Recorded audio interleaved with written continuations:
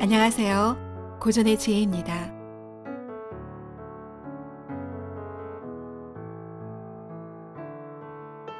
조선시대의 어느 고을에 몹시 가난한 선비가 살고 있었다.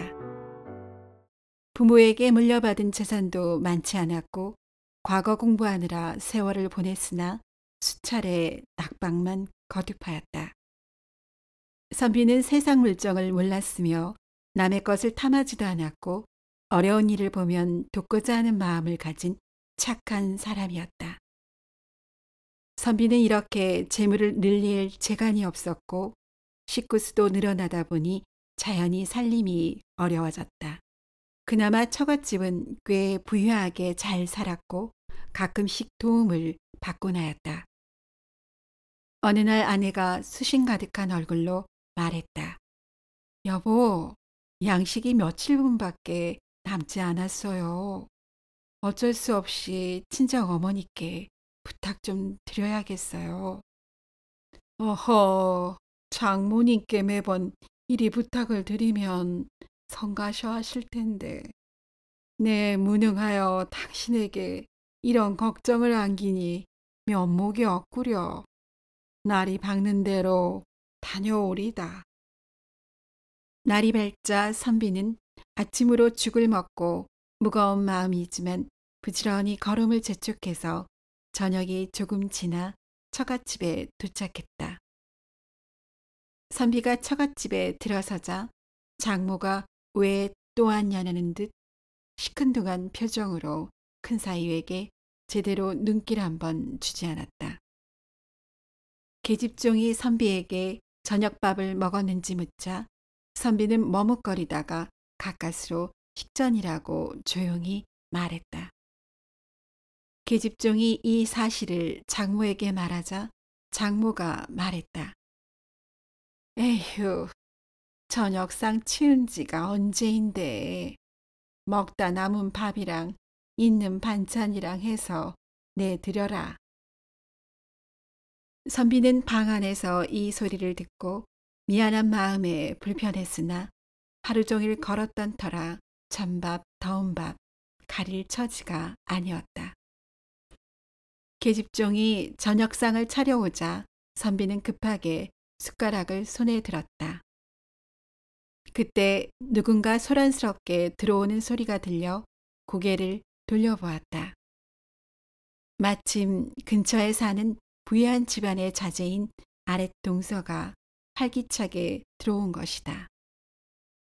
동서는 호기롭게 장모를 찾았고 장모 역시 활짝 웃으면서 반갑게 맞았다. 아유, 우리 사이 이게 얼마만인가. 자주 좀 들리지 그러나 저녁밥은 어찌했는가. 동서는 저녁 전이라고 말했고 장모는 닭을 잡아 삶고 밥을 지으라고 계집종에게 호들갑스럽게 말했다. 계집종 역시 급히 들어와 큰사위에게 좀 전에 차려주었던 상을 가져갔다. 선비는 배가 고팠지만 동서와 겸상을 해야 해서 다시 기다릴 수밖에 없었다. 장모는 동서 옆에서 살갑게 이것저것 근황을 물었지만 큰사위에게는 눈길 한번 주지 않았다. 선비는 어색한 분위기가 편치 않아 잠시 뒷간에 간다고 말하고 밖으로 나왔다. 처자식의 끼니 걱정에 처갓집에 부탁하러 온 자신의 처지를 생각하니 한없이 처량했고 자신의 무능함이 한탄스러웠다.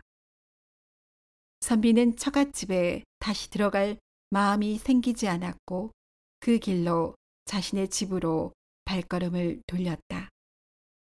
밤은 점점 어두워져 빨리 집으로 가야겠기에 지름길로 가로질러 가기로 했다.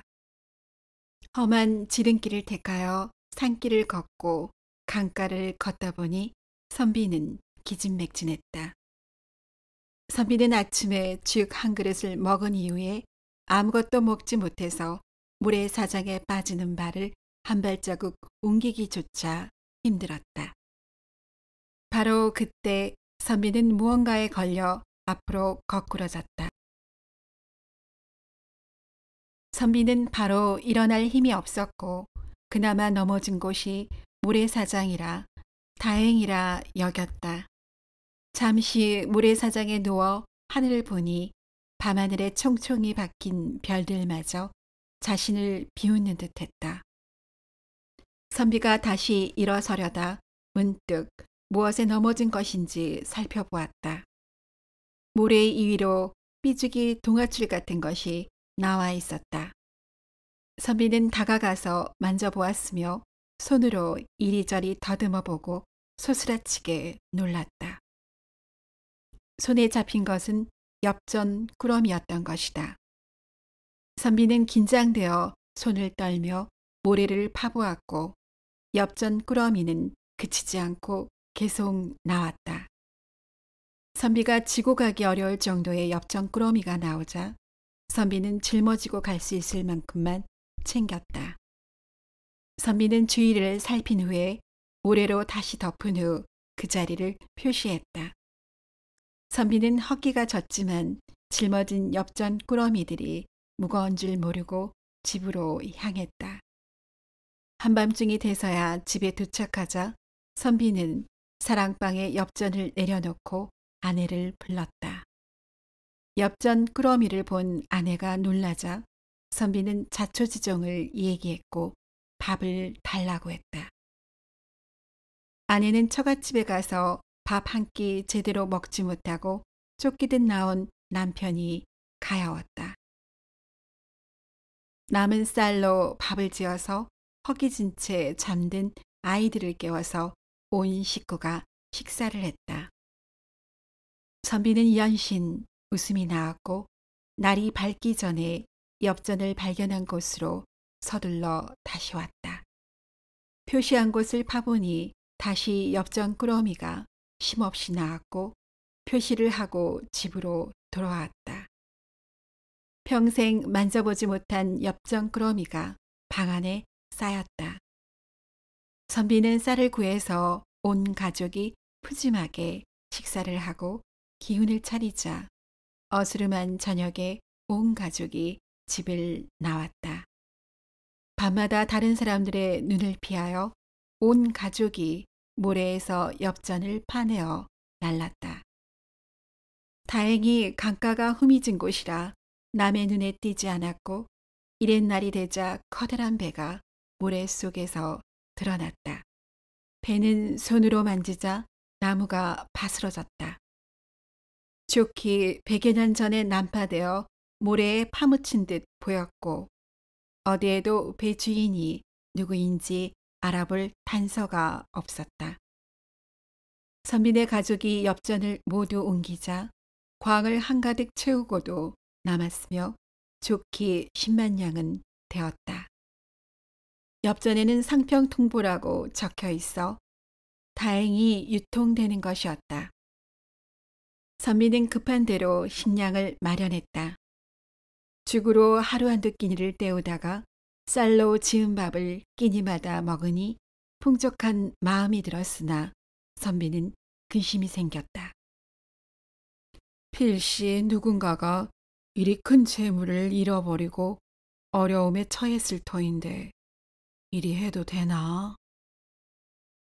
선비는 자신의 걱정을 아내에게 말하였고 아내 역시 같은 생각이라 관아에 알려 주인을 찾아주기로 했다. 선비는 모든 돈을 빠짐없이 장부에 기록해서 관아에 고했다.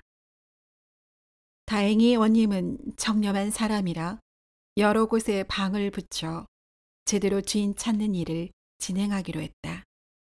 하지만 수개월이 지났으나 돈의 주인이 나타나지 않았다. 주인이 나서지 않자 원님과 선비는 이 많은 돈을 어찌 처리할지 고민이 깊어졌다. 특히 선비는 생각이 많아졌다. 한순간 관아에 고한 것이 후회도 되었으나 결심하고 원님을 찾아가 말했다. 날이 수개월이 지나도 이 돈의 주인이 나서지 않았으나 저 역시 주인이 아닙니다. 이 돈을 원님께서 가난한 고을 백성들을 기울하는 데 쓰셨으면 합니다. 이 일로 고민이 많던 차에 선비의 말을 듣고 원님이 반색하며 말했다. 오호라, 어찌 그리 장한 생각을 다 하였는가? 자네의 생각이 가상하이. 율령에 따르면 한 달이 지나도 주인이 나타나지 않았으니 돈은 자네 것이라네.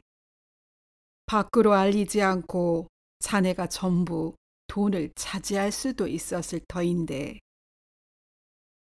원님은 주인을 찾아주면 습득한 물건의 반을 상으로 주도록 한 율령을 감안하여 선비의 선행을 기리기 위해 발견한 돈에서 5만 양을 상으로 돌려주었다. 선비는 몇 차례 사양하다가 원님의 설득으로 상을 받아들였다. 선비의 선행은 순식간에 마을로 퍼졌고 칭찬이 자자했다.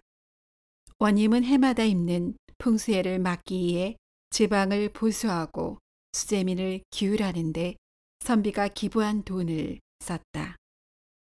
선비 역시 상으로 돈을 받은 덕에 갑작스럽게 부자가 됐으나 더 어려운 사람들을 위해 베푸는 것을 주저하지 않았다. 한편 이전에 큰 사위를 홀대하던 장모가 소문을 듣고 선비를 찾아와 말했다. 여보게, 자네가 마음이 착하니 이리 복을 받나 보네. 그동안 내가 자네를 많이 서운하게 한 듯하네. 미안하이. 어머님, 어찌 그리 말씀하십니까? 오히려 그동안 심려만 끼쳐드린 이 못난 사이가 더 죄송합니다. 여러모로 저희 가족을 도와주신 어머님께 감사드립니다.